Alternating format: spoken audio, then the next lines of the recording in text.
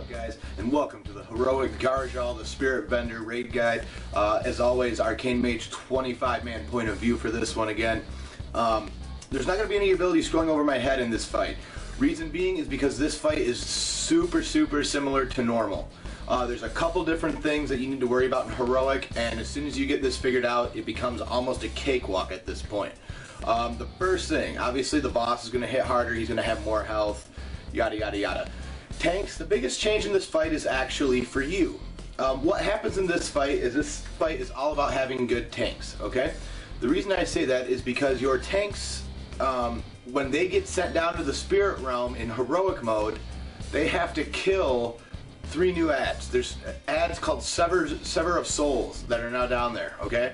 And there's 3 of them. So the DPS that goes down and the tank that go down, that's your first priority. Those ads have to be killed as soon as possible, so that way the tank can get back up in time to tank the ad, or to tank the boss again. That's the biggest thing. Those ads have to go down. There's just no other way around it. They do, or you wipe. The other thing that tanks need to understand is that this fight is all about managing your cooldowns, okay? When you're tanking the boss, understand that the voodoo doll targets now take 100% of the damage that you take. So a shot that would kill normal players but not you as a tank, you just killed 3 other people, okay? There's just no other way around it. You have to cycle your cooldowns. I mean, always rolling a cooldown the entire time. As soon as your cooldowns run out, have a list of other people in the raid who can help take care of this, because they need to start cycling their cooldowns on them.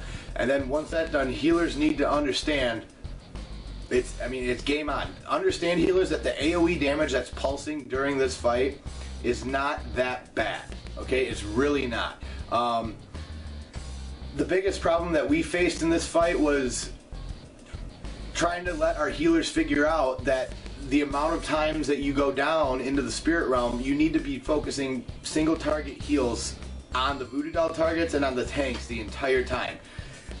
If you have splash AoE heals, obviously use them. If you have, like a Resto Druid, if you have Wild Growth, well, yes, we're still using it on cooldown. We're still using our Swift Men.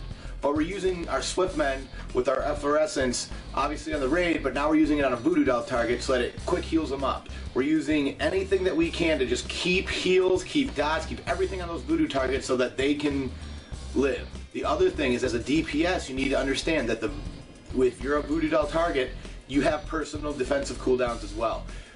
Use those, cycle those, get as many as you can and cycle them. And then use your Lock Rock. Use anything that you can do to help live. Understand what's going on in this fight, and it makes it super easy for tanks and for healers.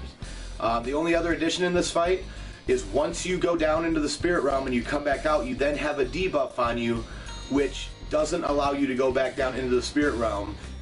And when I say that it doesn't, it actually does allow you to go down. However, if you go down before that debuff wears off, you get 1 shot. So you technically can go down, but you will kill yourself if you do so. This is the other thing that makes this fight very interesting. There is an add-on out there. I believe it's called Gara'jal Target Pick or something like that. But it's literally that simple. Like, if you just go get the add-on, you can have it high priority certain people. It watches for debuffs. It does all that stuff. It's really a good add-on to use.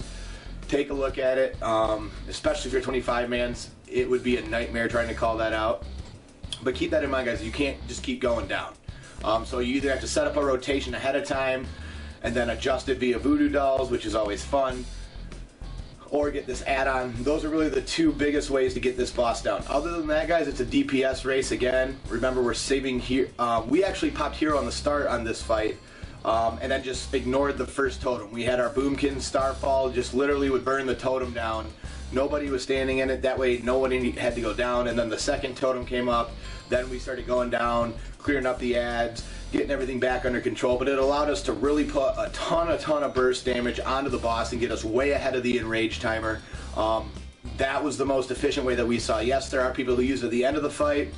However, we found that if we used it at the beginning, we had everybody up. We knew we would have everybody up for at least 25-30 seconds of the fight, which is the majority of hero. It also allowed our people who went down to have a little bit of hero to help clean those first groups of ads up. That's why we did it the way we did it.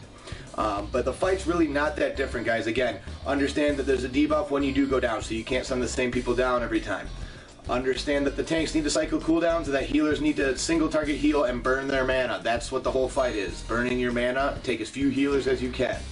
After that, guys, it's a DPS burn. Tanks kill the ads down below, everybody kill the big ads down below, and this fight is literally the same thing.